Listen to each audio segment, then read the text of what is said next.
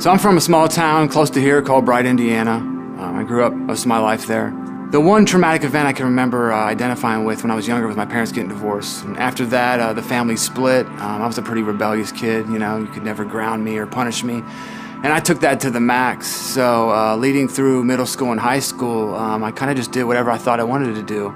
With lack of supervision, I was able to, with the family split, I was able to kind of do whatever I wanted. And that escalated from drinking, smoking, etc. Experimented with a lot of different pills and drugs in high school. Eventually my mom would address me one morning and she told me that she had an appointment to a recruiter for me. I was so broken, so depressed, that I was willing to do whatever. So I ended up going into the Air Force. So after going into the Air Force, you know, the motto in the Air Force was work hard, play hard, and I took that to the max. In the Air Force is where I went pretty hardcore with my drinking. After a few years, I was kicked out of the military due to a drinking incident. Eventually, I would dabble into heroin and other opiates, and I was caught in that cycle to where I was shooting heroin, lost jobs, and I became very sick. My drinking escalated as well, and I would continue from then on for many years to seek a way out of this. Anything I can think of, I tried to get the car, the right girlfriend, and all these things had failed me miserably.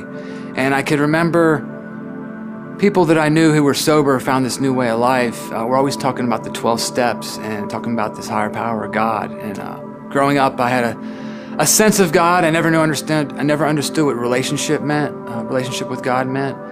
But at the end, I was broken and hopeless. When I came out of jail for the last time, I decided to jump into a 12-step program. Like a Celebrate Recovery or AA or NA, a lot of these programs incorporate the 12 steps. And I had exhausted all other avenues. So when I came out of jail, I went to recovery housing on the west side of Cincinnati. And in there is where I started my journey with God. So I got plugged into recovery meetings, my church. I became to be of service, looking for volunteer options. I did the 12 steps, got a sponsor, and my life just started to come back together. So since then, I've kind of been on a mission to seek these individuals out through different areas like the psych ward, jails, treatment centers, detoxes, and just provide housing just to try to bridge that gap. My experience has shown me that there's a lot of people there trying to get sober that have burned all bridges, that just need a little kick to get into some recovery housing and get plugged into a community. There's one recently who I've been working with, who we got into recovery housing, and he's got into our small group, our church small group, and it's a group of guys that are just pouring into this guy, and so he's in a recovery house where he's doing recovery, and then he's part of the church small group where all these men are pouring into him, and it's pretty miraculous seeing God work in this guy's life.